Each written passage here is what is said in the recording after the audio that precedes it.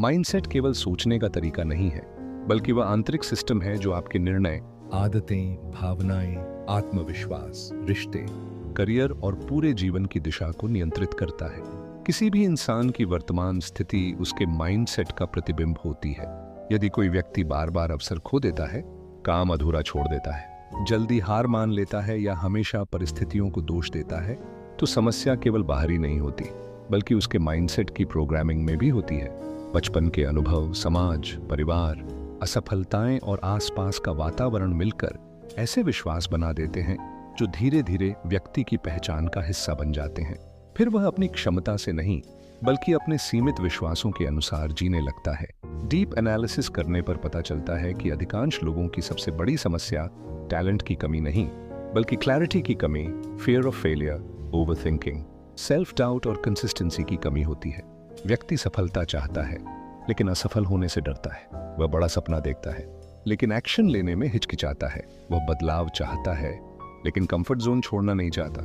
यही अंदरूनी संघर्ष उसे वहीं रोक देता है जहां वह आज है। हर समस्या का मूल कारण अलग हो सकता है। यदि फियर ऑफ फेलियर है, तो समाधान ये समझना है कि फेलियर किसी व्यक्ति की पहचान नहीं, बल्कि फीडबैक है। यदि ओवरथिंकिंग है, तो समाधान एक्शन है, क्योंकि अधिकतर विचार काम करने से स्पष्ट होते हैं, सोचते रहने से नहीं। यदि सेल्फ डाउट है, तो समाधान छोटी छोटी जीतें बनाना है, क्योंकि आत्मविश्वास सोचने से नहीं, अनुभव से बनता है। यदि कंसिस्टेंसी की कमी है, तो मोटिवेशन पर निर्भर रहने के बजाय डिसिप्लिन विकसित करना होगा, क्योंकि मोटिवेशन अस्थायी है और डिसिप्लिन स्थायी।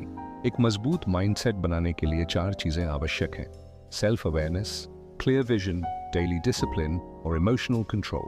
सेल्फ अवेयरनेस आपको अपनी कमजोरियों और ताकतों को समझने में मदद करती है। क्लियर विजन आपको दिशा देती है। डेली डिसिप्लिन आपको लक्ष्य के करीब ले जाती है। इमोशनल कंट्रोल कठिन परिस्थितियों में भी सही निर्णय लेने की क्षमता देता है। जब ये चारों चीजें एक साथ विकसित होती हैं, तब व्यक्ति परिस्थितियों का शिकार नहीं, बल्कि अपने जीवन का निर्माता बन जाता है। अंततः सच्चाई ये है कि जीवन की सबसे बड़ी लड़ाई बाहर की दुनिया से नहीं, बल्कि अपने ही मन के भीतर चल रही होती है। जो व्यक्ति अपने डर पर नियंत्रण पा लेता है, अपने विचारों को दिशा दे देता है और लगातार एक्शन लेना सीख जाता है, उसके लिए सफलता केवल समय का प्रश्न रह जाती है। माइंडसेट बदलने का अर्थ केवल सकारात्मक सोचना नहीं, बल्कि वास्तविकता को समझते हुए भी अपने लक्ष्य की ओर लगातार बढ़ते रहना है। यही वह अंतर है जो साधारण और असाधारण लोगों के बीच दिखाई देता है।